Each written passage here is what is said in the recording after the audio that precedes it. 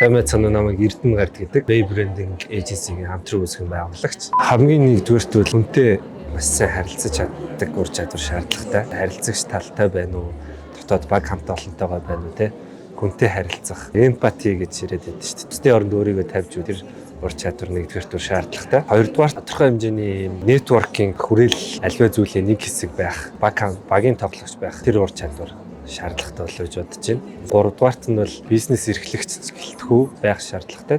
Энэ бол яг хүнлэг, хүн чанартай, ёс зүйтэй байх гэдэг зүйлийг бол нэрлэхээр байна. Миний хувьд бол уран зохиолын ч юм уу тиймэрхүү номнууд их унших сонирхолтой. Мэдээж зэрэг мэргэжилтэй холбоотой одоо бизнесийн номнууд хаяа уншдаг. Яг одоо миний уншиж байгаа ном нь нэрлэж би болохоор яг одоо 3 улсын үлгэр гэдэг зохиол байдаг ш. Тэрний 2 дахь бат дээр явж байгаа.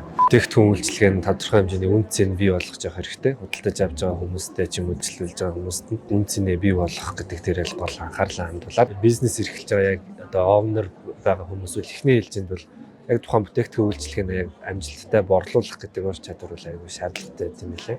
Харилцагч хүмүүсээс гадна дотоод баг хамт олон тэдгээр хүмүүстэйгээ удирдан зүүн менежмент хийх гэдэг ур чадвар хэрэг болтгоо гэж бодож байна. JS1 Монгол бизнесийн глобал хэл